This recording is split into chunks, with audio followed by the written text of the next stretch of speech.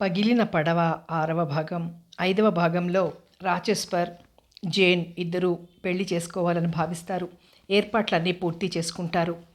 కథ కొనసాగుతుంది. ఆ లేసులో రాచెస్పర్ అహంకారం తప్ప నాకేం కనిపించలేదు.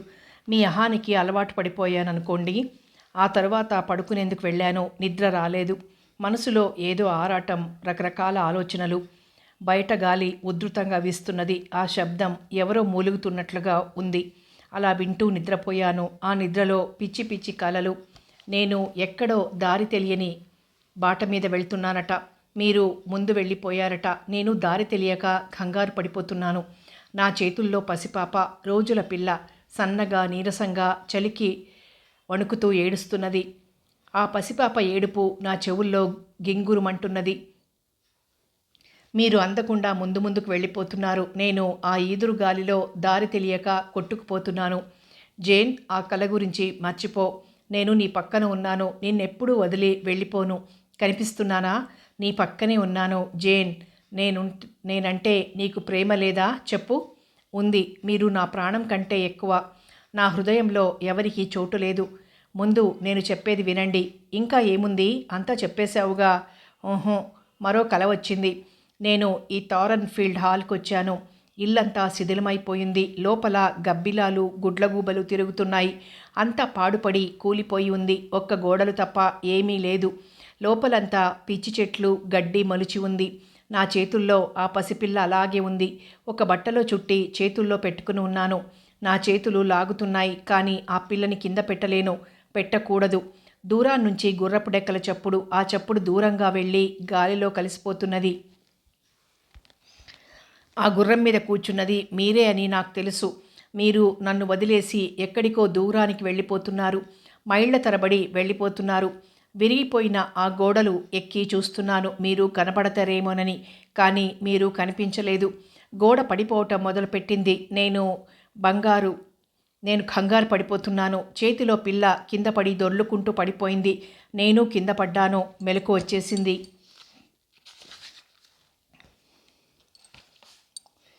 బేష్ జేన్, అది ఒట్టి కల.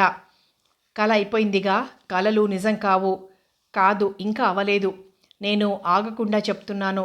కళ్ళు తెరిచినప్పటికే నా కళ్ళల్లో మిరుముట్లు కలిపే కాంతి గుచ్చుకుంటున్నది. తెల్లవారిందేమో, సూర్యకిరణాలేమో అనుకున్నాను. కాదు, పొరబడ్డాను. అది సూర్యకాంతి కాదు, కొవ్వొత్తి వెలుగు. సోఫీ దేనికోసమైనా వచ్చిందేమో అనుకున్నాను. పక్క బల్ల మీద వెలిగించని కొవ్వొత్తి. దాని కాంతి బీరువా మీద పడుతోంది. బీరువా తలుపులు తెరిచి ఉన్నాయి. ఆ అరలోని నా పెళ్లి గౌను వేళ్లాడుతోంది. దాని పక్కన మీరు కొనిచ్చిన లేసు. ఎక్కడో బట్ట నలుపుతున్న శబ్దం. సోఫీ అంటూ గట్టిగా పిలిచాను. బదులు లేదు. మంచం మీద కూర్చొని ముందు కొంగాను. ఎవరొచ్చారో అని ఆశ్చర్యం, భయం, విభ్రాంతి నన్ను చుట్టుముట్టాయి. నా నరాల్లోని రక్తం గడ్డ కట్టుకుపోయినట్లయింది. ఆ వచ్చింది సోఫీ కాదు, పని మనిషి కాదు, మిసెస్ ఫెయిర్ఫాక్స్ కాదు. గ్రేస్ఫుల్ ఏమోనని కళ్ళు బాగా తెరిచి చూశాను. ఓహో, గ్రేస్ఫుల్ కాదు. అది గ్రేస్ ముఖం కాదు. నేను చెప్పటం ఆపాను. నాకే గందరగోళంగా ఉంది. వాళ్లల్లో ఎవరో ఒకరై ఉండాలి అన్నాడు రాచెస్పర్. కాదు, నేను ఖచ్చితంగా చెప్పగలను. ఎవరో ఒక స్త్రీ. పొడవుగా భారీ అయిన విగ్రహం. నల్లగా ఒత్తుగా ఉన్న జుట్టు భుజాల మీద పడుతోంది. పొడుగ్గా తెల్లగా ఉన్న గౌను వేసుకుంది. ఆ గౌను బట్ట చుట్టబెట్టినట్లు భుజాల మించి వేళ్లాడుతోంది. ఆమె ముఖం కనిపించిందా? మొదట్లో కనిపించలేదు. నేను బిగుసుకుపోయి రెప్పవాల్చకుండా చూస్తున్నాను. ఆమె ఆ అరలోంచి ఆ లేసు బయటికి తీసి చేతిలో పట్టుకొని చాలాసేపు దాని వంక చూసి నెత్తిమీద కప్పుకొని అద్దం వైపు తిరిగి ప్రతిబింబం చూసుకుంటోంది. అప్పుడు అద్దంలో ఆమె ముఖాన్ని చూడగలిగాను. అటువంటి భయంకరమైన మొహం నేనెన్నడూ చూడలేదు. భీకరంగా, మోటుగా ఉంది. ఆ ముఖంలో క్రూరత్వం. వివర్ణమైన ముఖం కాంతిహీనంగా ఉంది. దెయ్యాలెప్పుడూ అలాగే ఉంటాయి అన్నాడు రాచెస్పర్. అది పాలిపోయిన రంగు కాదు, ఎర్రగా రక్తం వర్ణంలో ఉంది. పెదిమలు మందంగా నల్లగా ఉన్నాయి. ఆ కళ్ళు భయంకరంగా ఉన్నాయి. కనుబొమ్మలు చిట్లించి చూస్తోంది. నాకు వెన్నులోంచి చలొచ్చినట్లయింది. ఆ వ్యక్తిని తలుచుకుంటేనే. ఆ స్త్రీ తలమీద కప్పుకున్న లేసు తీసేసింది. 2 చేతులతో పట్టుకొని చర్రున మధ్యకు దించి నేల మీద విసిరికొట్టి 2 కాళ్లతోనూ నలిపి పారేసింది. అందమైన ఆ లేసు ముక్కలు ముక్కలు. తర్వాత ఏం జరిగింది? ఆమె కిటికీలోంచి బయటకు చూసింది. బల్ల మీద కొవ్వొత్తి చేతిలోకి తీసుకుని మంచం దగ్గరికి వచ్చింది. నేను భయంతో బిగుసుకుపోయాను. నా కళ్ళ ఎదురుగుండా నా ముఖం మీదికి వెలుతురు పడేట్లు కొవ్వొత్తి పట్టుకుని వంగి చూస్తున్నది. నాకు తెలివి తప్పిపోయింది. ఆ తర్వాత ఏం జరిగిందో తెలియదు. నీకు తెలివి వచ్చేటప్పటికి ఎవరైనా గదిలో ఉన్నారా? లేరు. తెల్లగా తెల్లవారింది. పక్కమించి లేచాను.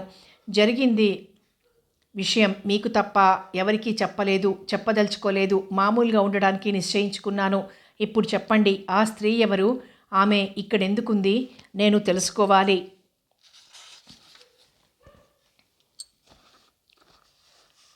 నీ భయాలకి ఊహలకి జవాబు నీ మనసు చెదిరింది. ఇంతకీ అంతకు మించి ఏమీ లేదు. నువ్వు ఏవేవో ఊహించుకొని కంగారు పడుతున్నావు జేన్. నువ్వు నిదానం తెచ్చుకో, ధైర్యం తెచ్చుకో. కాదు, నా ఊహ కాదు, నా మనసు చెదరనూ లేదు. ఆ వ్యక్తి నిజం. అయితే నీ మిగతా కలలు కూడా నిజాలే అంటావా? ఈ ఇల్లు పాడుబడిపోవటం, నిన్నొక్కదాన్ని వదిలిపెట్టి వెళ్ళిపోవటం, ఇవన్నీ నిజాలు. అవి కలలు. మానసిక శక్తి లేక భయపడిపోతున్నావు. ఇక అవన్నీ మర్చిపో. అయిందేదో అయిపోయింది, మర్చిపో. అవి నా ఊహలన్నీ నిజాలు కావని నమ్మాలనే నాకు ఉంది. కానీ ఉదయం నిద్రలేచి నా మామూలు గది, నా చుట్టూ పరిసరాలు చూసి ధైర్యం తెచ్చుకుంటున్నాను. సరిగ్గా అప్పుడు తివాచీ మీద ముక్కలు ముక్కలై ఉన్న ఆ లేసు కనిపించింది. పొడవుగా పీలికలై పడి ఉంది. రాచెస్పర్ ఒక్కసారి నిలువెల్లా కంపించారు. 2 చేతులతో నన్ను గట్టిగా పట్టుకున్నాడు. భగవంతుడికి మనం కృతజ్ఞతలు చెప్పుకోవాలి. ముక్కలైంది లేసు ఒక్కటే.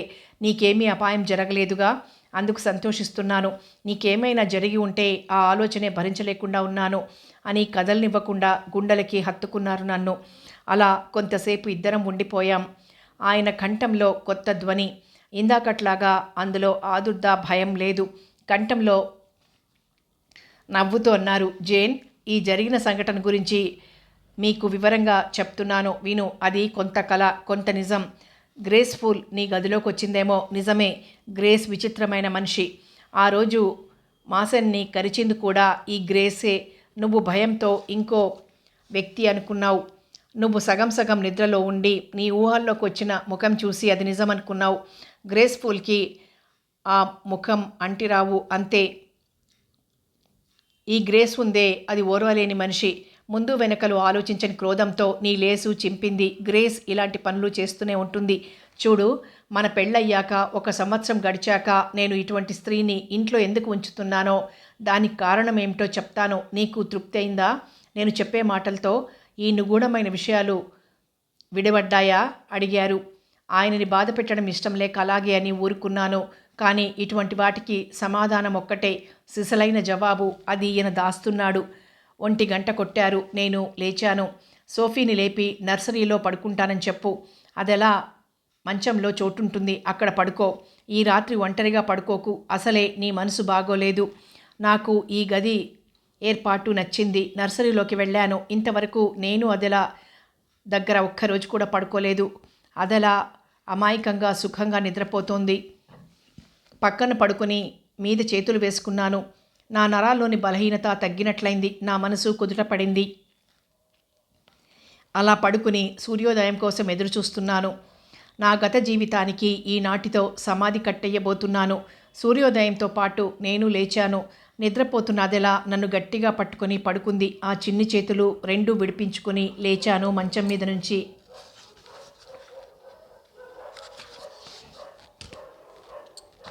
ఉదయం 7 గంటల వేళ సోఫీ నా గదికొచ్చింది. పెళ్లి గౌను తొడుక్కుంటుంటే సాయం చేయటానికి. గౌన్ తొడుక్కున్నాక తల మీద నుంచి ముఖం మీదికి జారే తెరవంటి లేసు అమర్చింది. అది మామూలుగా నేను తయారు చేసుకున్న తెర. విలువైన ఆ లేసు ఆ రాత్రి నాశనమైపోయిందిగా. క్రింద నుంచి కబురు, వేళ మించిపోతున్నది, త్వరగా రమ్మని. సోఫీ చేతుల్లోంచి తప్పించుకొని గబగబా కిందికి పరిగెత్తబోతున్నాను.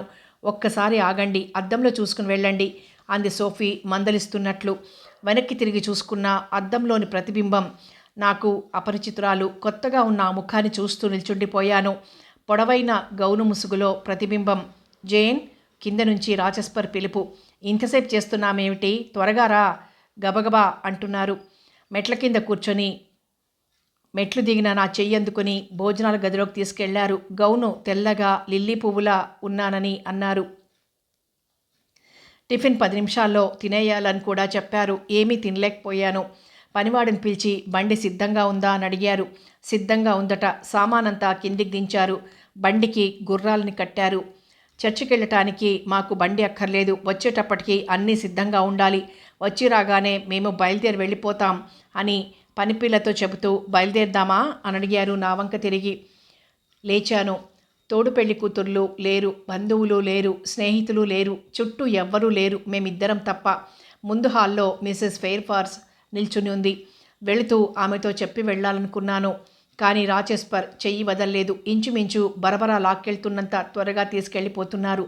ఇంత కంగారు పెడుతూ, ఇంత పంతంతో, ఇంతటి నిశ్చయంతో ఏ పెళ్ళికొడుకు తన పెళ్ళికి వెళ్ళి ఉండడు. చర్చి గేట్ దగ్గరికి వెళ్ళేటప్పటికి నాకు ఊపిరాడలేదు. పరుగు పెట్టినట్లు గబగబా నడవటం చేత రొప్పుతున్నాను. గేట్ల ముందు ఆగి నిర్దాక్షిణ్యంగా ప్రవర్తిస్తున్నాను కదూ. నా ప్రేమతో నిన్ను బాధిస్తున్నానా? ఇలా నా మీద అనుకోకు అన్నారు మృదువుగా. గేటు తెరుచుకుని లోపలికెళ్ళాను. చర్చిలో ప్రశాంతంగా ఉంది. ఎవ్వరూ లేరు. తెల్లని బట్టలు కట్టుకున్న మత గురువు, పక్కన గుమాస్తా తప్ప. ఎక్కడా శబ్దాలు లేవు. దూరాన 2 కొత్త మొహాలు. ఆ ఇద్దరూ మాకంటే ముందుగానే చర్చిలోకి వచ్చారనుకుంటా. మేము ఇద్దరం లోపలికి వెళ్తుంటే ఆ కొత్త వ్యక్తులు ఇద్దరూ నక్కి నక్కి చర్చి వెనక భాగానికి చీకటిగా ఉన్న చోటుకు వెళ్ళిపోయారు. పెళ్లి తంతు ఆరంభమైంది. మత గురువు ముందుకొచ్చి కాస్త వంగి మాకు ఎదురుగా దగ్గరగా నిల్చొని పెళ్లి భాషలు చదవటం ఆరంభించారు. ఇద్దరిలో ఏ ఒక్కరికైనా ఈ పెళ్లి జరగటానికి వీల్లేదన్న అభ్యంతరాలు కానీ అడ్డంకులు కానీ ఉంటే మీరు దైవ సమక్షంలో భార్యాభర్తలు కావటానికి అర్హత లేని కారణాలు గనక ఉంటే ఈ క్షణంలో బయట పెట్టొచ్చు, పైకి చెప్పుకోవచ్చు. ఆయన చదవటం ఆపాడు. ఇలా ఆగి ఎదురుచూస్తూ నిల్చున్న ఆ క్షణాల్లోని నిశ్శబ్దాన్ని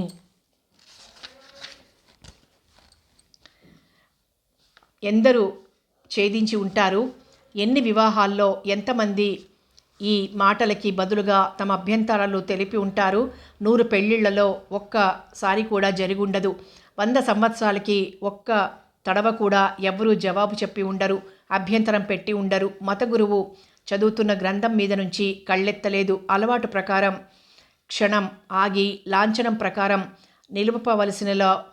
నిలపవలసిన చోట నిలిపి ప్రశ్నలని రాచెస్పర్ వైపు తిరిగి అడగబోతున్నారు.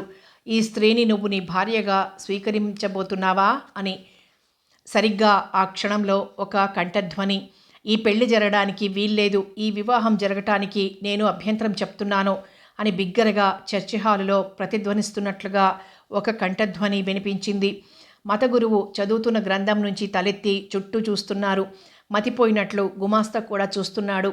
తలెత్తి రాచెస్పర్ 2 కాళ్ళు దగ్గరగా పెట్టి నిటారుగా యుద్ధాన్ని ఎదుర్కొనే యోధుడిలాగా నిల్చొని, కానివ్వండి, చదివేది ఆపకండి అంటున్నాడు. అంతా నిశ్శబ్దంగా ఉంది. మత గురువు కంఠం కీచుగా ఉంది. కార్యక్రమం నడపటానికి వీలవదు. ఈ అభ్యంతరం నిజమైనదా?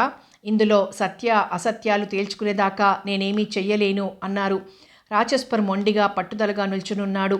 నా చేతిని గట్టిగా పట్టుకోవటం తప్ప ఆయనలో ఎటువంటి కదలిక లేదు. ఆయన చెయ్యి ఇనుప చెయ్యిలా గట్టిగా ఉంది. ముఖం చలవరాతితో చెక్కినట్లు తెల్లగా కఠినంగా ఉంది. ఆ కళ్ళు విచిత్ర కాంతితో పెద్ద పులి కళ్ళలాగా మెరుస్తూ ఉన్నాయి. మత గురువు ఏం మాట్లాడాలో ఏం చెయ్యాలో తెలియనట్లు నిల్చుండిపోయి, ఆ అభ్యంతరం ఎటువంటిదో ముందుకొచ్చి చెప్పండి, అది వివరంగా చెప్పుకోండి. నిరభ్యంతరంగా చెప్తాను. రాచెస్పర్కి ఇదివరకే పెళ్ళైంది. ఆయన భార్య బ్రతికే ఉంది. అతని మాటలు స్పష్టంగా నిదానంగా ఉన్న ఆ కంఠస్వరంలో సంకోచం లేదు. ఆ మాటలకి నా ఒంట్లో నరాలన్నీ ఒక్కసారి బిగించిన వీణ తీగలు తెగినట్లు అయిపోయాయి. శరీరమంతా కంపించిపోతున్నది. కానీ అది బయటపడకుండా నన్ను నేను అదుపులో పెట్టుకొని మామూలుగా నిల్చునున్నాను. నేను రాచెస్పర్ వైపు తీక్షణంగా చూశాను. ఆయన కళ్ళు నా కళ్ళలోకి చూసేదాకా రెప్పవేయకుండా చూస్తున్నాను. ఆయన ముఖం రాతితో చెక్కినట్లుగా ఉంది. మాట్లాడకుండా నా కళ్ళల్లోకి చూశారు. ఆ ముఖంలో విపరీతమైన తెగువ. ఈ ప్రపంచాన్నంతా ఎదిరించగల నన్న సాహసం. నా వంక చూడనట్లుగా, నా ఉనికి కూడా మర్చిపోయినట్లు, నవ్వటమే మర్చిపోయినట్లుగా నా నడుముని గట్టిగా పట్టుకొని పక్కన తాకుతున్నట్లుగా నిల్చోపెట్టుకొని, ఎవరు నువ్వు అని అడిగాడు ఆ అపరిచిత వ్యక్తిని. నా పేరు బ్రిగ్స్ అంటారు. నేను లండన్ నుంచి వస్తున్నాను. న్యాయవాదిని. అయితే నా నెత్తిన పెళ్ళాన్ని కూర్చోబెడతానంటావే? కూర్చోపెట్టడం కాదు, మీకు భార్య ఉందని జ్ఞాపకం చేస్తున్నాను. చట్టం దృష్టిలో మీకు భార్య ఉంది. మీరు ఒప్పుకోకపోయినా ఆ విషయం న్యాయశాస్త్రం ఒప్పుకుంటుంది. అయితే ఎక్కడుందో ఎవరో చెప్పు. ఆమె పేరు, తల్లిదండ్రులు ఎక్కడుంది ఇవి చెప్పు అడిగాడు రాచెస్పర్. తప్పకుండా చెప్తాను అంటూ గంభీరంగా నిదానంగా జేబులోంచి ఒక కాగితం తీసి సిసలైన న్యాయవాదిలాగా పైకి చదవడం మొదలుపెట్టారు. నేను చట్టపూర్వకంగా నిరూపించగలనని ఒప్పుకుంటూ పలానా సంవత్సరం అక్టోబర్ 20వ తేదీన, అది 15 సంవత్సరాల క్రితం, థారన్ ఫీల్డ్ హాల్కి చెందిన ఎడ్వర్డ్ పెయిర్ఫార్స్, జమైకా నగరంలోని వర్తకుడైన జోనాన్ మానస్ కూతురు, నాకు చెల్లెలు అయిన బెర్తా మాసన్ని వివాహం చేసుకున్నాడు. న్యాయబద్ధమై దేవుని సమక్షంలో జరిగిన ఈ వివాహపు వివరాలు స్పానిష్ నగరంలోని చర్చిలో భద్రపరచబడుతున్నాయి. ఆ వివరాల రాత ప్రతి ఇది. ఇందులో అబద్ధం కానీ కల్పన కానీ లేదని విన్నవించుకుంటూ సంతకం పెడుతున్నాను. ఇట్లు రిచర్డ్ మాసన్. ఆకులు కదిలిక కూడా వినిపించేటువంటి నిశ్శబ్దం. రాచెస్పర్ అందుకొని, ఈ కాగితం నాకు ఇదివరకే వివాహమైందని మటుకే చెబుతోంది. భార్య ఇంకా బ్రతికే ఉందని ఎక్కడా చెప్పలేదుగా అన్నారు. బ్రతికే ఉంది. 3 నెలల క్రితం దాకా ఉందని తెలుసు అన్నాడు ఆ ప్లీడర్. నీకెలా తెలుసు? అందుకు సాక్షి ఉన్నాడు. మిస్టర్ మాసన్, ఇలా వెలుతురులోకి రండి. ఈ రెండో మనిషి దగ్గరకు వస్తుంటే నేను గుర్తించగలిగాను. అతను ఎవరో కాదు, ఆ రోజు గాయపడిన వ్యక్తి. రాచెస్పర్ విసురుగా అతని వైపు తిరిగి చెయ్యెత్తాడు, కొట్టబోతున్నట్లు. ఆ వ్యక్తి భయంతో వెనక్కి 4 అడుగులు వేశాడు. ఏం చెప్పబోతున్నావు? చెప్పు అన్నాడు రాచెస్పర్. ఆయన కంఠం కఠినంగా ఉంది, బెదిరిస్తున్నట్లుగా ఉంది. మాసన్ పెదిమలు కదులుతున్నాయి కానీ శబ్దం పైకి రావడం లేదు. ఆయన చెప్పింది స్పష్టంగా లేదు. ఆ చెప్పదలుచుకుంది చెప్తావా లేదా? చెప్పు. రాచెస్పర్ కంఠం పిడుగుపడినట్లుగా గట్టిగా ఉంది. అయ్యా, మీరు పవిత్రమైన చర్చలో ఉన్నారని మర్చిపోకండి. ఇది భగవంతుని సన్నిధి అంటూ రాచెస్పర్ని ఊరుకోపెడుతూ, వీరి భార్య ఇంకా బ్రతికే ఉందా? ఆ విషయం మీకు తెలుసా అడిగాడు మతగురువు మాసన్ వైపు తిరిగి. భయపడకు, ఉన్న విషయం చెప్పు. న్యాయవాది ధైర్యం చెప్తున్నాడు. ఈసారి మాసన్ కంఠం దృఢంగా ఉంది. ఆమె ప్రస్తుతం థారన్ ఫీల్డ్ హాల్గా, అంటే భర్త ఇంట్లోనే ఉంటున్నది. ఆమెని మొన్న ఏప్రిల్లో చూశాను. ఆమె నా చెల్లెలు.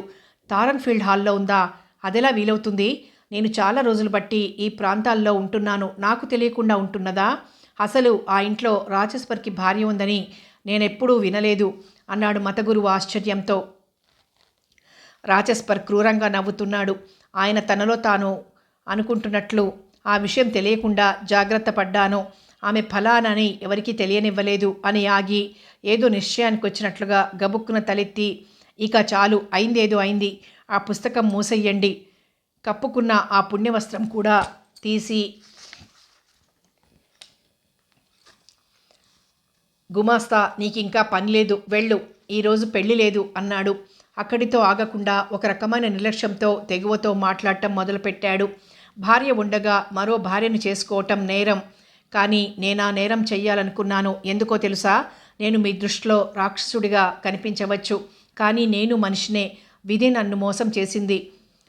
అందుకే దైవం కూడా నన్ను అడుగు వెయ్యనివ్వకుండా ఆపుతున్నాడేమో. అయ్యా, ఈ న్యాయవాది, ఆ మనిషి, ఈ ఇద్దరూ చెప్పినవన్నీ నిజాలు. మీరెవరు? మిసెస్ రాచెస్పర్ అన్న వ్యక్తి ఆ ఇంట్లో ఉందని విని ఉండరు. కానీ ఎవరో ఒక పిచ్చిది ఆ ఇంట్లో ఉందని తాళం పెట్టి ఉంచుతారని పుకార్లు వినే ఉంటారు.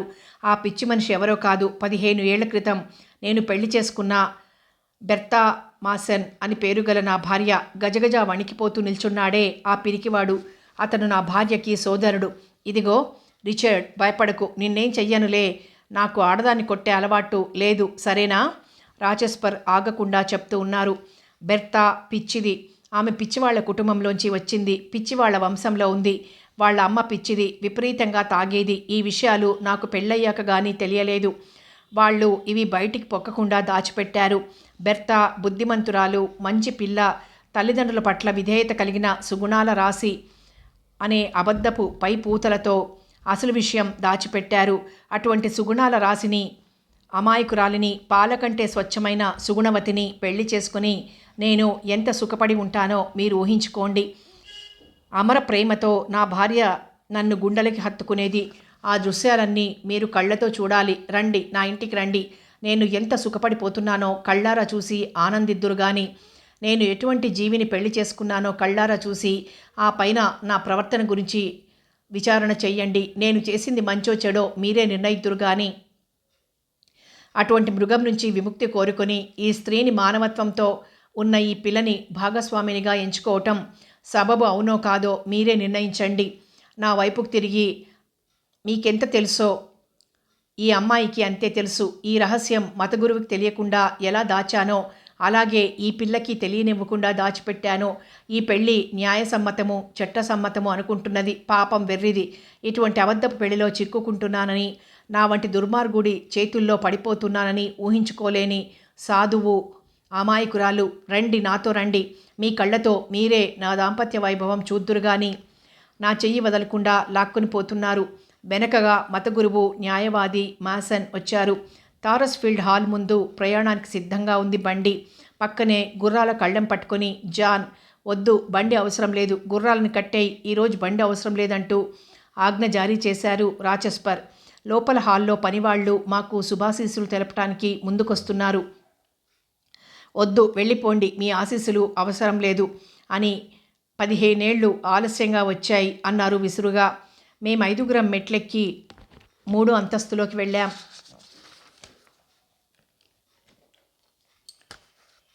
నల్లగా పొట్టిగా ఉన్న తలుపు తాళం తీసి మమ్మల్ని లోపలికి రమ్మన్నారు. ఈ గది నేను పూర్వం చూసిందే. లోపల పొడవాటి తెరలు, మధ్య పెద్ద మంచం. మాసన్, నీకు ఈ గది తెలుసుగా, క్రిందటిసారి నిన్ను ఇక్కడే కరిచి కత్తితో పొడిచింది అంటూ లోపలి గది తలుపు తెరిచి లోపలికి రమ్మన్నారు. ఆ గది చీకటిగా ఉంది. కిటికీలు లేవు. పైనుంచి ఎత్తుగా లాంతర్ వేలాడుతోంది.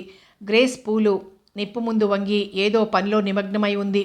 ఆ నిప్పు చుట్టూ ఎత్తుగా ఇనప కడ్డీలతో కట్టబడి ఉన్నాయి. గ్రేస్ పూల్ గిన్నెలో పదార్థాన్ని కలియబెడుతూ ఉంది. నిప్పు సెగన. ఆ గదికి లోపల వెలుతురు పడని చీకటి మూలన ఒక ఆకారం అటు ఇటు పరుగులు పెడుతోంది. ఆ పరిగెత్తేది జంతువో మనిషో చెప్పలేకుండా ఉన్నాం. 4 కాళ్ల మీదనూ నడుస్తున్నట్లుగా ఉంది. అడవి జంతువులాగా గుర్రు గుర్రున శబ్దం చేస్తోంది. తెల్లటి పైబట్ట ఆ చీకట్లో అటు ఇటు కదులుతూ ఉండి ఆకారం కదలికను స్పష్టం చేస్తూ ఉంది. నల్లని వెంట్రుకలు జూలులాగా మొహం మీద పడి ఆ మొహాన్ని కనిపించకుండా కప్పుతున్నాయి. ఎలా ఉంది ఈరోజు? హడావుడి చెయ్యకుండా ఉందా? గ్రేస్ పూల్ని అడుగుతున్నాడు యజమాని. పర్వాలేదండి, కాస్త గొడవ చేస్తున్నది, ప్రమాదకరంగా లేదు. చీకట్లో నుంచి బిగ్గరగా కేక వినిపించింది. గ్రేస్ పూల్ మాటల్ని ఖండిస్తున్నట్లుగా. 4 కాళ్ల మీద కదులుతున్న ఆ జంతువు లేచి వెనక కాళ్ల మీద నిల్చుంది. సార్, జాగ్రత్తగా ఉండండి, మిమ్మల్ని చూసిందంటే ఊరుకోదు, గ్రేస్ పూల్ వారిస్తోంది. పర్వాలేదు, కొద్ది నిమిషాలు మట్టుకే. ఆ పిచ్చది ఒక్క రంకె వేసి తల మీద పడ్డ జుట్టుని పైకి తోసుకుంటూ వచ్చిన వాళ్ల వంక చూస్తున్నది. నాకు ఒళ్ళు జల్లుమంది. ఆ మొహాన్ని గుర్తించగలిగాను. రక్తవర్ణపు ముఖం, భయంకరమైన ఆ ముఖ కవళికలు. గ్రేస్ పూల్ మా వైపుగా వచ్చి, జాగ్రత్తగా ఉండండి, చేతిలో ఏముంటే చెప్పలేం, గొంతు పుచ్చుకుంటుందో చెప్పలేం, చాలా యుక్తిగా మీద పడిపోతుంది, జాగ్రత్త. చేతిలో కత్తుందా? లేదనుకుంటా. పర్వాలేదు, జాగ్రత్తగా ఉంటాలే అన్నారు రాచెస్పర్. వెళ్ళిపోదాం పదండి అంటున్నాడు మాసన్ భయం భయంగా. జాగ్రత్త, దూరంగా వెళ్ళండి అంటూ గ్రేస్ కేక వేసింది గబాల్న. 3 మగవాళ్లు వెనక్కి వెళ్లారు. రాచెస్పర్ నన్ను గబుక్కున తన వెనక్కి తోశారు. సరిగ్గా అదే సమయానికి ఆ పిచ్చిది ఆయన పైకి జంతువులాగా లంఘించి 2 చేతులతో మెడ పట్టుకుని ఆయన లాగా అరవటం మొదలుపెట్టింది. ఇద్దరూ పోరాడుతున్నారు. ఆమె భారీగా బలంగా ఉంది. ఇంచుమించు ఉక్కిరి బిక్కిరి చేస్తోంది. అంత బలమైన మగవాడిని చిత్తు చిత్తు చేసేస్తోంది. ఆ పోరాటంలో ఒక్క దెబ్బ వేసి ఆ పిచ్చిదాని నుంచి విడిపించుకుని ఉండవచ్చు. కానీ ఆయన ఆ పిచ్చిదాన్ని కొట్టలేదు. అతి కష్టంగా ఆమె 2 చేతులు గట్టిగా పట్టుకున్నారు. గ్రేస్ పూల్ తాడు పట్టుకొచ్చింది. దాంతో కాళ్ళు చేతులు కలిపి కట్టి కుర్చీకి కట్టేశారు. ఇలా కడుతుంటే కేకలు, అరుపులు, రంకెలు. నా చెవులు దద్దరిల్లిపోయాయి. భయంకరమైన శబ్దాలతో అదిరిపోయి చూస్తున్నాం. రాచెస్పర్ మా వైపుకు తిరిగారు రొప్పుతూ. అదుగో నా భార్య, చూశారుగా నన్నెంత ప్రేమగా కౌగిలించుకుందో. ఇంత ప్రేమతో లాలిస్తూ ఉంటుంది. వచ్చినప్పుడల్లా ఇంత అందమైన ఆహ్వానం అందుతూ ఉంటుంది నాకు. ఇటు చూడండి, నా పక్కనున్న ఈ పిల్లను చూడండి.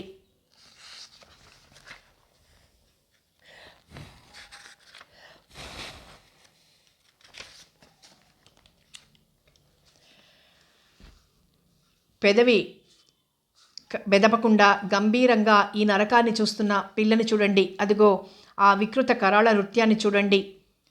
అయ్యా లాయర్ గారు, మత గురువు గారు, మీకు ఈ ఇద్దరు స్త్రీల మధ్య వ్యత్యాసం కనబడుతోందా? స్వచ్ఛమైన అమాయకమైన ఈ కళ్ళకి, పిచ్చిగా క్రూరంగా చూసే ఆ కళ్ళకి మధ్య భేదం మీకు కనబడటం లేదా?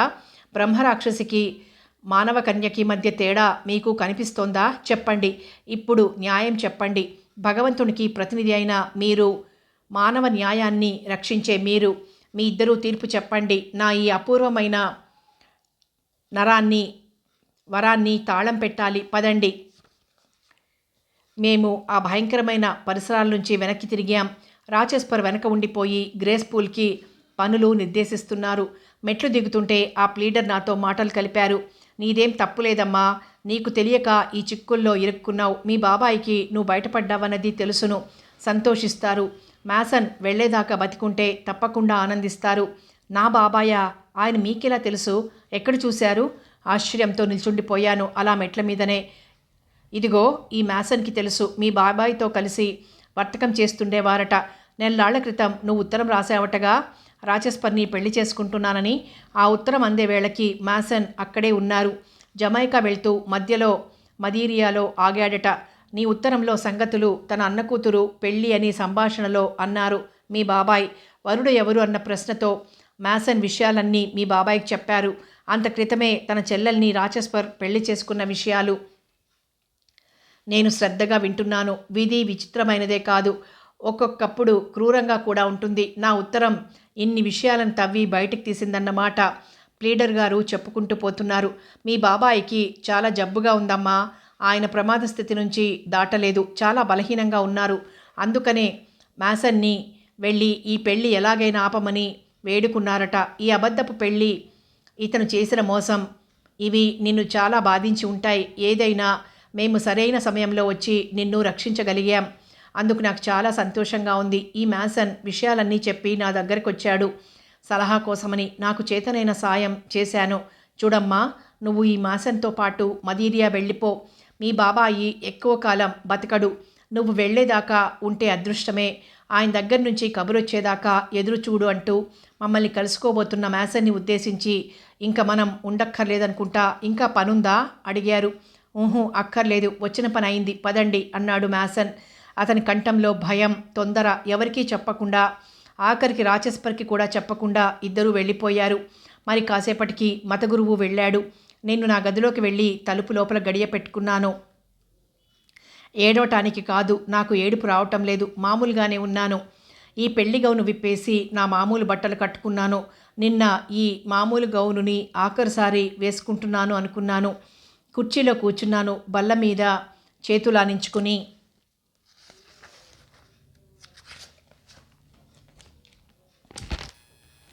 నా తల బరువుగా ఆ చేతుల్లోకి వాలింది. ఇప్పుడు పరిస్థితులని ఆలోచించడానికి సిద్ధమవుతున్నాను. నిన్నటి ఆ జేన్ ఎక్కడ? ఆమె కలలు ఆశలు ఏమైపోయాయి?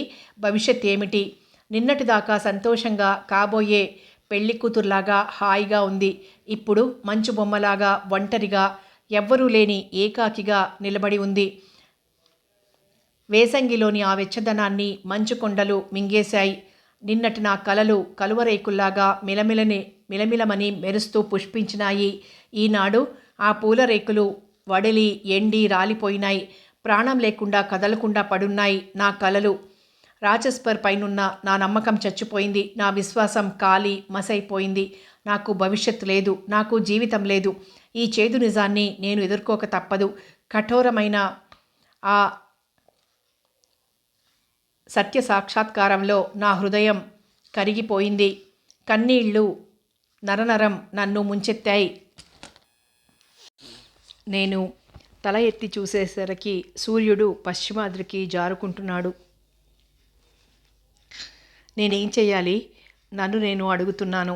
థారన్ఫీల్డ్ వదిలిపెట్టు, తక్షణం ఇక్కడి నుంచి వెళ్ళిపో అని మనసు జవాబు చెప్పింది. నేను ఆ పని చెయ్యలేను. రాచెస్పర్కి వధువు కాలేకపోవడం అన్నది నన్నంత బాధించటం లేదు. ఆ బాధ కన్నా నా యజమానిని వదిలి వెళ్ళిపోవటం విపరీతమైన బాధగా ఉంది. ఆ ఆలోచన నన్ను దుఃఖంలో పిచ్చిదాన్ని చేస్తోంది. నాలో నేను మదన పడుతున్నాను. నా మనసుని మభ్యపెట్టాలని ప్రయత్నిస్తున్నాను. నా మనసుని సమాధాన పెట్టుకొని రాజీ పడనా? ఇంకా బాధకి తట్టుకోగల శక్తి నాకు లేదు. కానీ నా అంతరాత్మ ఊరుకోవటం లేదు. వెంటనే వెళ్ళు అని తరుముతోంది. ఏం నిర్ణయించుకోవాలి? ఎక్కడి నుంచి ఎక్కడికి వెళ్ళాలి? లేచి నిల్చున్నాను. కింద పడిపోతానేమో అన్నంత నీరసంగా ఉంది. ఉదయం నుంచి ఏమీ తినలేదు, తాగలేదు. తలుపు తెరిచాను. బయటకు అడుగు పెడుతూ ఏదో తగిలి కింద పడబోయాను. నా దేహంలో శక్తి లేదు. ముందుకు పడిపోతున్నాను. కానీ చాచిన చెయ్యి నన్ను పడిపోకుండా పట్టుకుంది. గదిగుమ్మం దగ్గర రాచెస్పర్ కుర్చీ వేసుకుని కూర్చునున్నారు. అమ్మయ్య, చివరికి ఎలాగో తలుపు తెరిచావు. లోపల నుంచి శబ్దం లేదు. ఎక్కడా మనిషి ఉన్న అలికిడి లేదు. నాకు భయం వేసింది. ఇంకో 5 నిమిషాలు చూసి తలుపులు పగలగొడదామనుకున్నాను. తలుపులు తెరుచుకొని, ఒక్కదానివి ఏడుస్తున్నావా? నువ్వు నన్ను తిట్టి ఉంటే, నా మీద కోపంతో అరిచి ఉంటే బాగుండేది. నువ్వు ఏడ్చి గోల చేస్తావని ఎదురు చూస్తున్నాను. నా భుజం మీద తలపెట్టుకుని ఏడుస్తావనుకున్నాను. ఏది? నువ్వు కన్నీళ్లు కార్చినట్లు లేదు. నన్ను కుర్చీ మీద కూర్చోపెట్టి మీదకు వంగి ప్రశ్నిస్తున్నారు. జేన్, మాట్లాడవా? నన్ను తిట్టు, నిందించు, మాటలతో బాధించు, గుచ్చుకునే మాటలను. అంతేగాని అలా నిశ్శబ్దంగా కూర్చోకు, అలా నిరాశగా చూడకు. జేన్, నిన్ను బాధ పెట్టాలని నేను అనుకోలేదు. ఇంత తీవ్రంగా గాయపరుస్తానని ఊహించలేకపోయాను. మనిషికి చిన్న మేకపిల్ల దొరికినప్పుడు ప్రాణప్రదంగా ఉన్న తన బిడ్డలా చూసుకుంటూ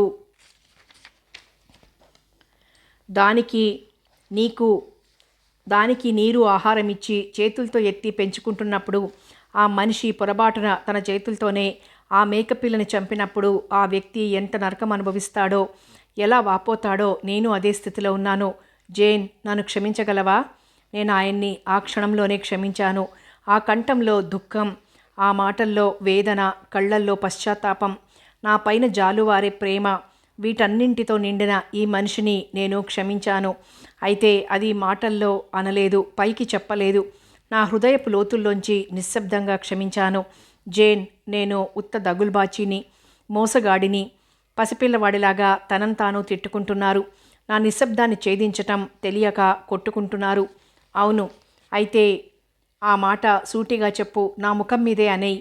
అనలేను. నాకు చాలా నీరసంగా ఉంది. గొంతు ఎండిపోతోంది. కాసిన నీళ్లు కావాలి. ఆయన వంగి నన్ను చేతుల్లోకి ఎత్తుకుని కిందికి తీసుకెళ్లారు. ఎక్కడికి తీసుకెళ్తున్నారో కూడా నేను పట్టించుకోలేదు. ఏ గదిలో ఉన్నానో కూడా గుర్తించలేనంత నిస్త్రాణగా ఉంది. కొద్ది కొద్దిగా వెచ్చదనం, నిప్పుసెగ నాలో ప్రాణం వస్తోంది. నా పెదవుల దగ్గర ద్రాక్షరసం 2 గుటకలు వేశాను. ఏదో తినటానికి తెచ్చారు, తిన్నాను. నాకు కాస్త ఓపిక వచ్చింది. మామూలు మనిషినవుతున్నాను. చుట్టూ చూశాను. లైబ్రరీ గదిలో ఆయన కుర్చీలో కూర్చుని ఉన్నారు. పక్కన రాచెస్పర్ నిల్చునున్నారు. ఈ క్షణంలో ఇక్కడ ప్రాణం పోతే బాగుండును. ఇంతకు మించి మరో సుఖం కోరుకోను. ఈయన దగ్గర నుంచి దూరంగా వెళ్ళిపోవటం చావు కంటే బాధాకరమైంది. ఎలా? ఎంత దుఃఖంగా ఉన్నా వదిలిపెట్టి వెళ్ళక తప్పదు. వెళ్ళాలి, వెళ్ళిపోవాలి. కానీ నేను వెళ్ళలేను, ఆ పని చెయ్యలేను. ఆయన కంఠం నా చెవి దగ్గర వినిపిస్తూ ఉంది. ఎలా ఉంది జేన్? నీరసం తగ్గిందా? పర్వాలేదు, కాస్త శక్తి వచ్చింది. ఇంకాసేపట్లో సర్దుకుంటాను. మళ్ళీ నా చేత ద్రాక్షరసం తాగించారు. తరువాత ఆ హాల్లో పచార్లు చేయటం మొదలుపెట్టారు. ఆ పచార్లు ఆపి నా కుర్చీ దగ్గరకు వచ్చి వంగి ముద్దు పెట్టుకోబోయారు. నేను తల తిప్పుకున్నాను. ఏం, నిన్ను ముద్దు పెట్టుకోకూడదా? ఓహో, బెర్తా మాసన్ భర్తని కదూ, అందుకని మొహం తిప్పుకున్నావా? అన్నీ మారిపోయాయి. నేను కూడా మారిపోవాలి. అదెలాకి కొత్త గవర్నెస్ కావాలి. అదెలా స్కూల్కి ఎడుతుంది? ఆ ఏర్పాటు ఇదివరకే చేశాను అన్నారు దృఢంగా. మనం ఇక్కడ ఉండం. అసలు నిన్ను ఇక్కడ ఉంచాలనుకోవటమే తప్పు. బెర్తా ఇక్కడున్న విషయం నీకు చెప్పకుండా దాచి నేను అన్యాయం చేశాను. కానీ నాకు మరో దారి లేకపోయింది. ఇక్కడికి దూరాన మా పల్లెలో నాకు ఇల్లుంది. అక్కడ దాచి ఉంచాల్సింది బెర్తాని. కానీ ఆ ప్రాంతాలు చల్లగా ఉంటుంది. ఇల్లు పాతది. అటువంటి నిర్మానుష్యమైన చోటున ఉంచడానికి మనసొప్పలేదు. తను మనుషుల్ని కత్తితో పొడవచ్చు, పళ్లతో పీకవచ్చు, మంచాలకి నిప్పంటించవచ్చు. మీరంత ద్వేషంతో మాట్లాడకండి. అది న్యాయం కాదు. ఆమె పిచ్చిది. ఇవన్నీ తెలిసి చేయటం లేదు. జేన్, నీకెలా చెబితే అర్థమవుతుంది? జేన్, ఆమె పిచ్చితనాన్ని చూసి ద్వేషించటం లేదు. నీకు మతి చలిస్తే నిన్ను ఇలాగే అసహించుకుంటాను అని అనుకుంటున్నావు కదూ. అవును, అలా అనుకోవడంలో తప్పేముంది? అయితే నా గురించి నీకేమీ తెలియదు. నేనెంత ప్రేమించగలనో నీకు తెలియదన్నమాట. నీ దేహంలోని ప్రతి అణువు నాకు ప్రేమాస్పదమైనది. నీ బాధ, నీ దేహ రుగ్మత అన్నీ నాకు ప్రేమాస్పదమైనవే. నీ మనసు నాకు విలువైనది. ఆ మనసు విరిగిపోయినా అది నాకు ప్రియాతి ప్రియమైనది. జేన్, ఈ ఒక్క రాత్రి ఈ ఇంటి కప్పు కింద గడుపు చాలు. ఆ తరువాత ఈ బాధల నుంచి, కన్నీళ్ల నుంచి దూరంగా వెళ్ళిపోదాం. మనం ప్రశాంతంగా, ఏకాంతంగా ఉండే చోటుకి వెళ్ళిపోదాం. అక్కడ ఎవ్వరూ ఉండరు.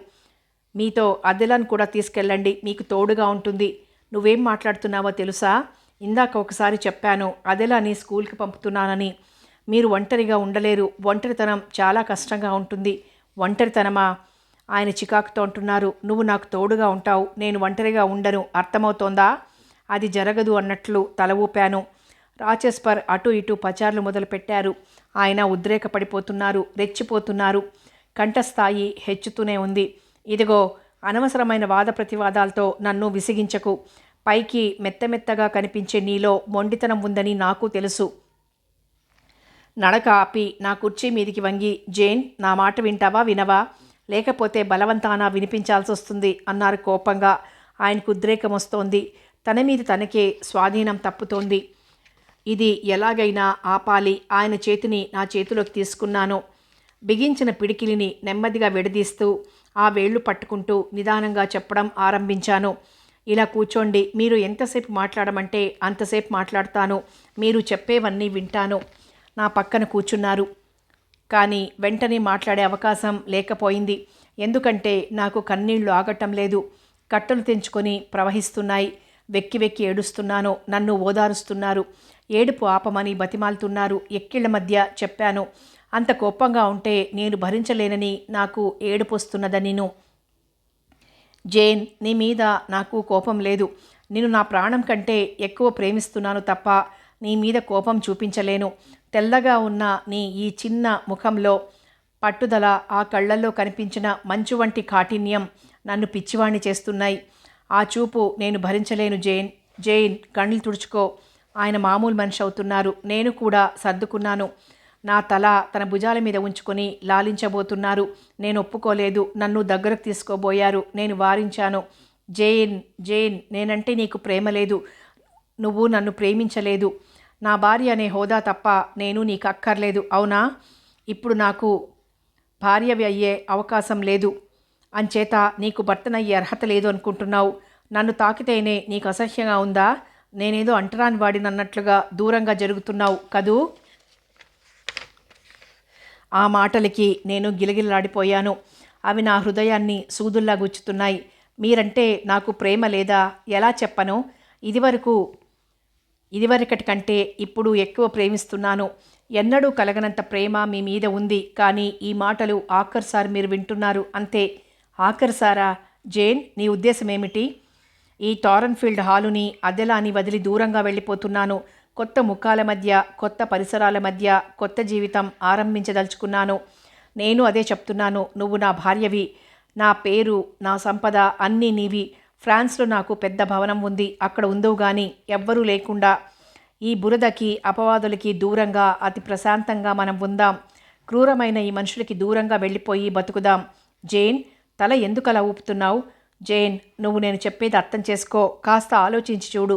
నువ్వు మొండికెత్తితే నేను పిచ్చివాడినైపోతాను. మీ భార్య బ్రతికి ఉంది. అలాంటప్పుడు ఇంకొక స్త్రీ మీకు భార్య కాలేదు. అలా అవగలదని నటించడం చాలా తప్పు. రాచెస్పర్లో ఉద్రేకం పెరిగిపోతోంది. అటు ఇటు బోర్లుని పులిలాగా తిరుగుతున్నారు.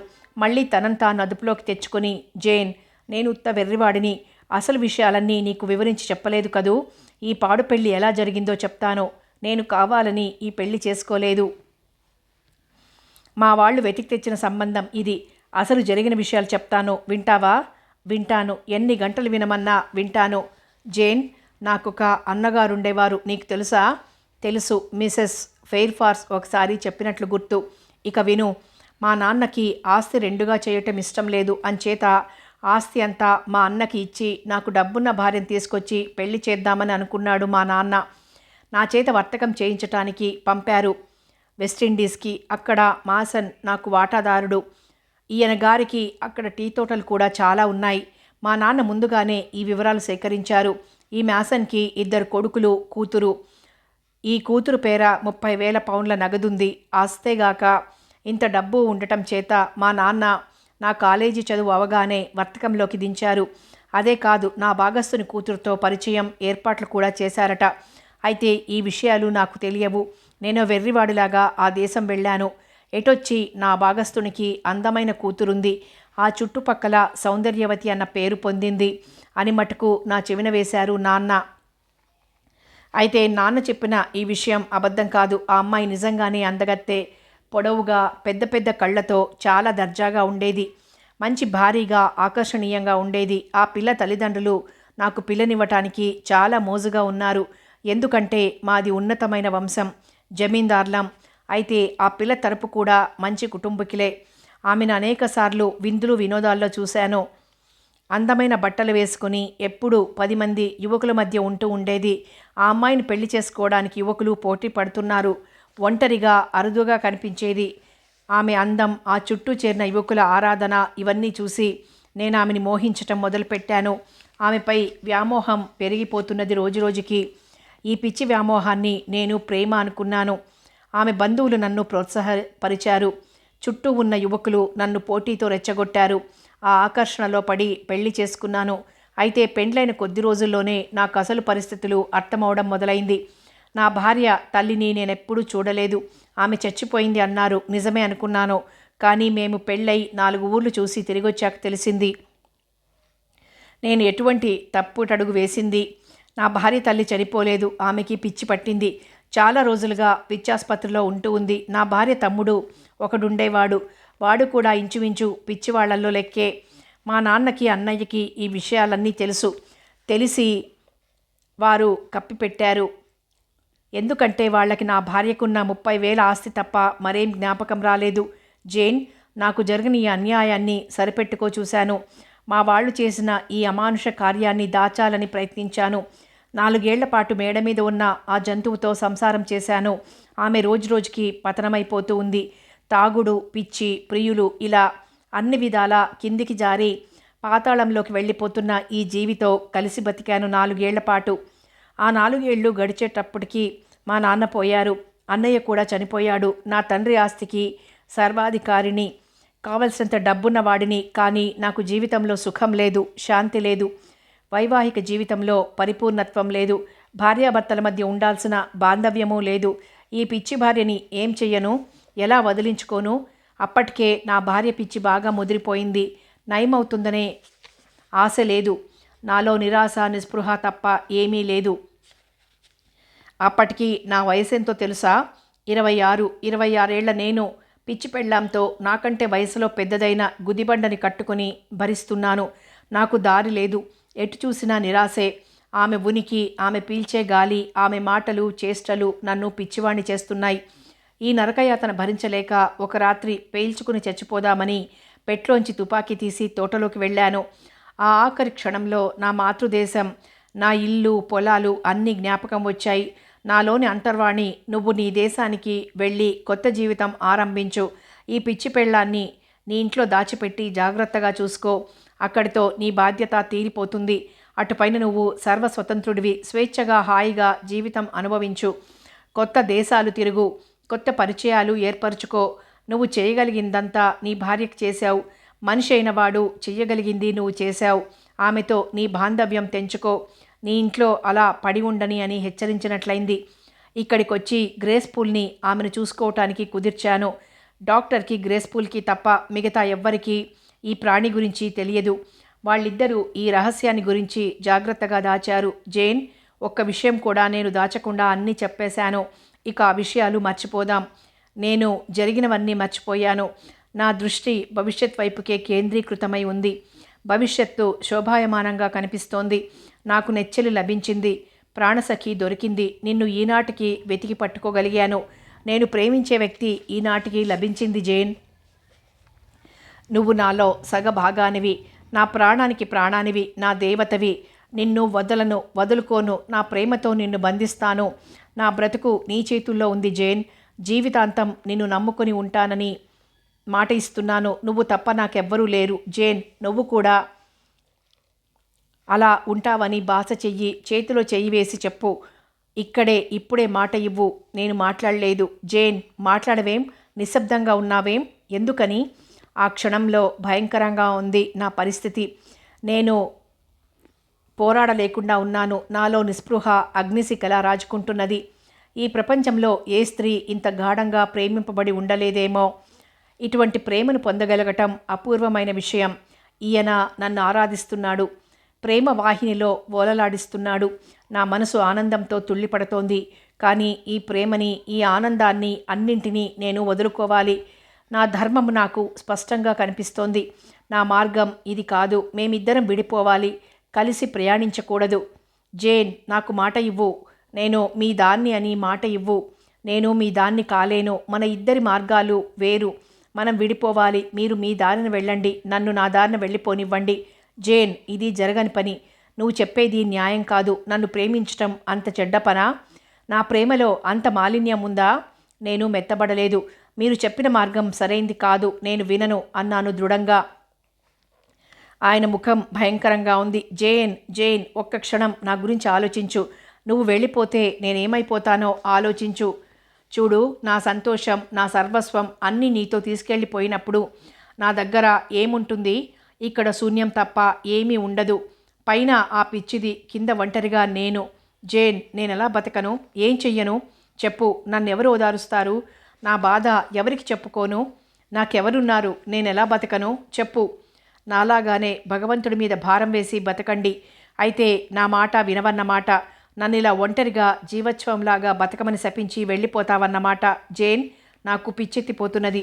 నువ్వు చేస్తున్నది ధర్మం కాదు. నేనెవరికి అక్కర్లేదు. జేన్, నువ్వెందుకు ఈ పని చేస్తున్నావు? నీకెవరున్నారు? మన గురించి ఎవరికి కావాలి? నీకు బంధువులు లేరు, ఎవరూ లేరు. నిన్నెవరూ తప్పుబట్టరు. నిజమే, నా వాళ్ళంటూ ఎవరూ లేరు. నేను ఎలా బతికినా ఎవరికీ నష్టం లేదు. నా మనసు నిబ్బరం కోల్పోతున్నది. ఆయన బాధ గురించి ఆలోచించు. ఒంటరిగా పిచ్చిదాంతో బ్రతికే ఈ మనిషి జీవితం ఆలోచించు. ఈ దుఃఖంలో ఎటువంటి నిర్ణయం తీసుకుంటాడో, ఏ సాహసం చేస్తాడో కాస్త ఆలోచించు. నువ్వు రాజీ పడితే వచ్చిన నష్టమేమిటి? నా ఆలోచన విధం వక్రమార్గాన పడుతోంది. కానీ నా జవాబు ఖచ్చితంగా ఉంది. కంఠంలో తడబాటు లేదు, సందేహము లేదు. నా గురించి నాకు కావాలి. నన్ను నేను గౌరవించుకుంటాను. కర్తవ్యము, ధర్మము అన్న ఈ రెంటిని నేను గౌరవిస్తాను అన్నాను. రాచెస్పర్ ఇక ప్రయోజనం లేదన్నది అర్థం చేసుకున్నారు. ఆయన ఏం చెప్పినా లాభం లేదన్నది గ్రహించుకున్నారు. ఒక్కసారి పచార్లు చేసి నా ముందుకొచ్చి రెక్క పట్టుకొని నా కళ్ళల్లోకి తీక్షణంగా చూస్తున్నాడు. తన కళ్ళల్లోని ప్రేమలో నన్ను తినేసేటట్లు చూస్తున్నారు. ఆ కళ్ళు ప్రేమతో జ్వలిస్తున్నాయి. నేను భయపడలేదు. సూటిగా ధైర్యంగా చూశాను ఆ కళ్ళల్లోకి. ఆయన నా చేతిని వదిలేశారు. ఇంత నిస్సహాయంగా కనిపించే నీలో ఇంతటి శక్తి ఎక్కడుంది? నీలోని పట్టుదల, ఈ పవిత్రత, కర్తవ్య పాలన, ఇవే నన్ను సూదంటురాయిలా నీ వైపు లాగుతున్నాయి. నీ ఇష్టానికి వ్యతిరేకంగా నిన్ను నా చేతుల్లో బంధించి ప్రయోజనం లేదు. నా చేతులు ఖాళీగా ఉంటాయి. అందులో నీ దేహం తప్ప మనసు ఉండదు. జేన్, మనసు లేని నీ శరీరం నాకొద్దు. జేన్, నా ప్రేమ, నా మనోవ్యధ ఇవేమీ నిన్ను కదిలించలేదా? ఆఖరికి నా ప్రార్థన కూడా ఫలితం లేకుండా పోయిందే. నేను వెళ్ళిపోవాలి. నన్ను వదిలి వెళ్ళిపోతావా? అవును. ఆయన గిర్రును తిరిగి సోఫాలో పడిపోయారు, నిల్చోలేనట్లుగా. రెండు చేతుల్లో ముఖం దాచుకొని జేన్, జేన్, నా ప్రాణం, నా ఆశ అని బాధపడిపోతున్నారు. భుజాలు రెండు దుఃఖంతో ఎగిరిపడుతున్నాయి. లేచి గుమ్మం దగ్గరికి వచ్చిన దాన్ని మళ్ళీ వెనక్కి తిరిగాను. మోకాళ్ళ మీద కూర్చొని ఆయన జుట్టు సవరించాను. రెండు చెంపలు పెదవులతో స్పృశించాను. భగవంతుడు మిమ్మల్ని కాపాడుతాడు. మీకు ఏ ఆపద కలగకుండా రక్షిస్తాడు. మిమ్మల్ని అధర్మ మార్గాన్నించి కాపాడుతాడు. ఆయన నా చెయ్యి వదలడు. నా పట్ల మీరు చూపిన దయ, స్నేహం ఊరికే పోవు. దానికి ప్రతిఫలం మీకు తప్పకుండా లభిస్తుంది. జేన్, నాకు నీ ప్రేమ ఫలంగా కావాలి. ఇంకేమీ వద్దు. నువ్వు లేకపోతే ఈ గుండె బద్దలైపోతుంది. Jane, Jane, నన్నొదలకు. ఆయన సోఫాలోంచి ఒక్క దూకున లేచి నన్ను రెండు చేతుల్లో బంధించాలని చూశారు. నేను అందనంత తప్పించుకుని గుమ్మం దగ్గరికి వచ్చాను. సెలవు, శాశ్వతమైన సెలవు, ఇదే ఆఖరి చూపు అని నా హృదయం ఏడుస్తున్నది. ఆ రోదన నేను విందల్చుకోలేదు. ఆ రాత్రి నిద్ర పట్టిందా అన్న ప్రశ్న లేదు. నేను కన్ను మూయదలుచుకోలేదు. ఎలాగో అలా ఇక్కడి నుంచి పారిపోవాలి. ఇక్కడుంటే నాకు మనోబలం ఉండదు. ఈ ఆకర్షణలో పడిపోయే ప్రమాదం ఉంది. అది జూలై మాసం. రాత్రిళ్ళు చాలా కురచగా ఉంటాయి. అర్ధరాత్రి దాటంగానే తెల్లవారిపోతుంది. నా బట్టలు 4 సర్దుకున్నాను. నా గొలుసు, ఉంగరం కూడా తీసుకున్నాను. రాచస్పరిచ్చిన ఖరీదైన బహుమతులు, బట్టలు అక్కడే వదిలేశాను. కొన్నాళ్ల క్రితం ఆయన నాకు ముత్యాల నెక్లెస్ బహుమతి చేశారు. అది నాది కాదు, ఆయన కాబోయే వధువు కోసం ఇచ్చింది. ఆ వధువు గాలిలో కలిసిపోయింది. నా పర్సు తీసుకున్నాను. అందులో 20 షిల్లాంగులు మాత్రమే ఉన్నాయి. బట్టలు వేసుకుని చెప్పులు చేత్తో పట్టుకుని శబ్దం చేయకుండా దిగాను. మిసెస్ ఫెయిర్ఫాక్స్కి, అదెలాకి, ఆ ఇంటికి, ఆ పరిసరాలకి అన్నింటికీ నిశ్శబ్దంగా వీడ్కోలు చెప్తున్నాను. రాచస్పర్ గది ముందు కాళ్ళు ఆగిపోయాయి. గుండెలు దడదడలాడాయి. నాకు తెలియకుండానే నా చెయ్యి ముందుకు జాచి తలుపు తట్టబోయింది. వెనక్కి తీసుకున్నాను. ఆ గదిలో ఆయన నిద్రపోవటం లేదు.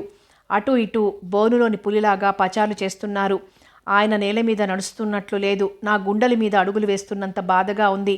నిశ్శబ్దంగా ఉన్న ఆ ఇంట్లోంచి దొంగలాగా పారిపోయాను. పొలాల వెంటబడి నడిస్తే 1 మైలు దూరం వెళ్ళాక మిల్క్అవుట్కి అవతల వైపుకు వెళ్లే మార్గం ఉంది. ఈ రోడ్డు ఎక్కడికి వెళ్తుంది, అక్కడ ఏ ఊరు ఉంది అని చాలాసార్లు అనుకుంటూ ఉండేదాన్ని. ఇదివరలో ఆ రోడ్డంట నడిచి వెళ్తూ ఉన్నాను. అక్కడే నాకు గుర్రపు బగ్గి ఎదురైంది. నా దగ్గర ఉన్న 20 షిల్లాంగులు బండివాడికిచ్చి ఎంత దూరం వీలైతే అంత దూరం తీసుకెళ్లమన్నాను. థారన్ఫీల్డ్ హాల్ నుంచి సాధ్యమైన దూరంగా వెళ్ళిపోవాలి.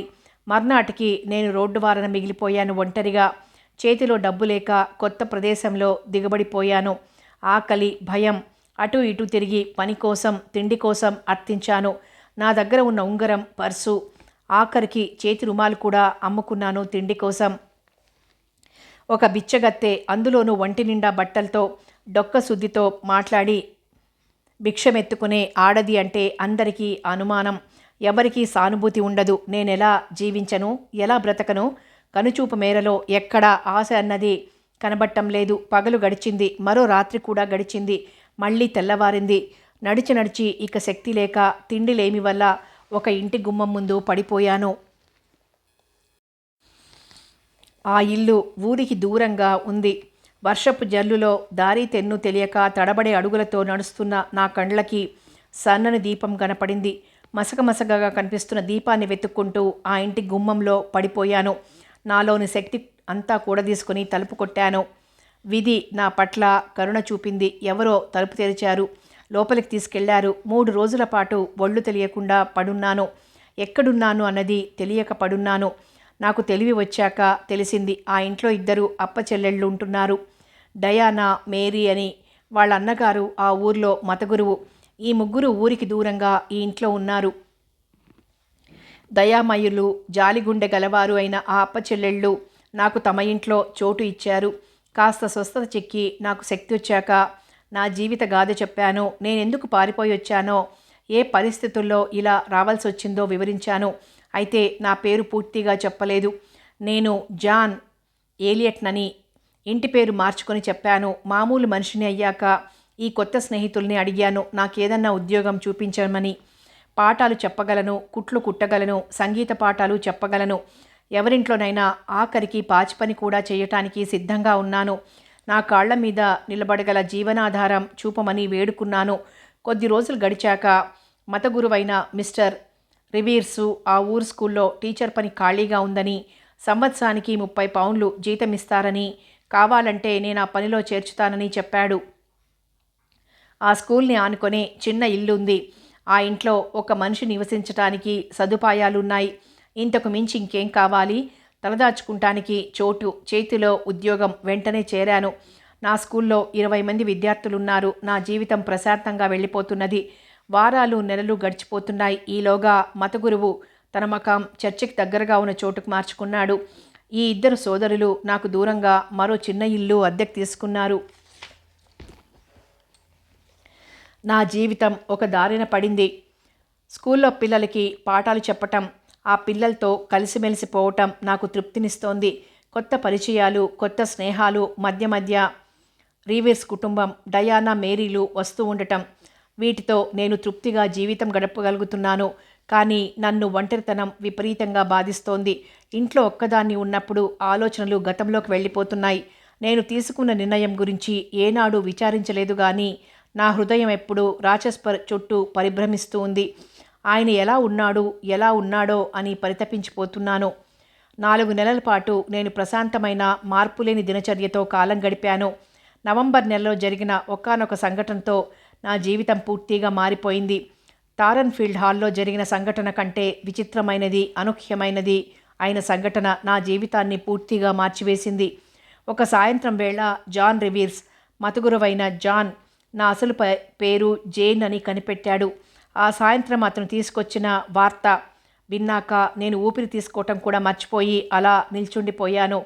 నా అసలు పేరు అతను ఎలా కనుగొనగలిగాడు? పెన్నులో సిరాపోసి సరిగ్గా రాస్తున్నదో లేదో అని పరీక్షించటానికి ఏదో ఒకటి రాయటం నాకు అలవాటు. ఆ రోజు అలా ఏదో ఒకటి రాయబోయి ఆలోచన రహితంగా నా పేరు రాసేసుకున్నాను. నా ఈ తెలివి తక్కువతనం వల్ల నా అసలు పేరు జాన్ రివీర్స్ కనిపెట్టగలిగారు. ఈ పేరు గొలుసులోని కొక్కేల వలె అనేక ఆలోచనలకి, మార్పులకి దారితీసింది. కొన్నాళ్ల క్రితం మిస్టర్ బ్రిగ్స్ నా వివాహం నాడు వచ్చి దాన్ని విఫలం చేసిన న్యాయవాది, ఆ మిస్టర్ బ్రిగ్స్ పలానా జేన్ ఎక్కడుంది, ఆమె ఎక్కడుంటున్నది తెలియపరచమని, విచారించమని చాలామందిని అడుగుతూ వచ్చాడట. అలా అడగటంలో జాన్ రివీర్స్కి కూడా జాబు రాశాడు మిస్టర్ బ్రిగ్స్. మీకెందుకు రాశారు అడిగాను జాన్ రివీర్స్ని. మా అమ్మ పుట్టింటివారు ఐర్ కుటుంబం వారు. మా అమ్మ పుట్టింటి పేరు ఐర్.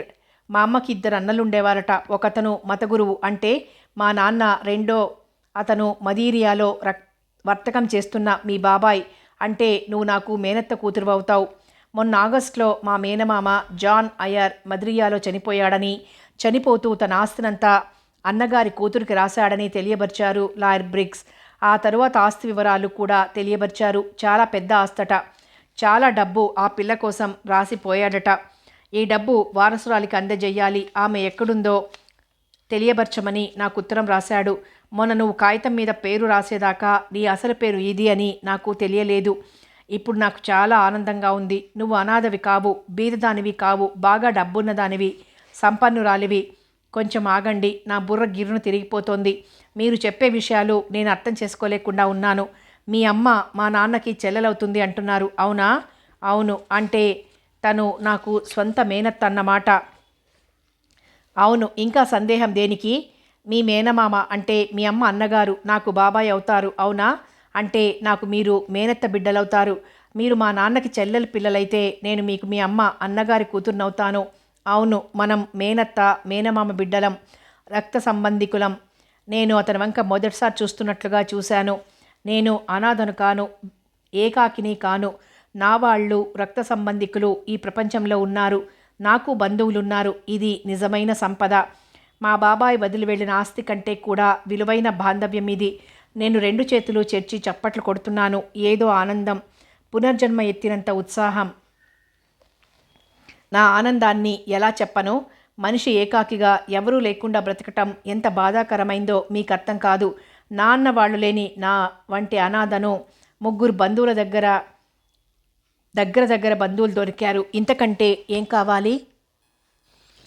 నేను కుర్చీ మీద కూర్చోలేకుండా ఉన్నాను. లేచి అటు ఇటు తిరుగుతున్నాను. ఉత్సాహంతో జాన్ రివీర్స్ నా వంక తమాషాగా చూస్తున్నాడు. చిరునవ్వుతో అడిగాడు, మీ బాబాయ్ నీకెంత డబ్బిచ్చాడో తెలుసుకోవాలని లేదా? ఆ డబ్బు ఎంతో నాకు కుతూహలం. లేదా నీకు? ఎంత ఉంటుంది? కొద్దిగా నే చెప్పనా? 20,000 పౌండ్లు అన్నాడతను. జాన్ రివీర్స్ నన్ను నిజంగానే ఏడ్పిస్తున్నాడు, వేళాకోళం పట్టిస్తున్నారు. 2,000? 20,000 అడిగాను. 20,000 అన్నాడతను మళ్ళీ.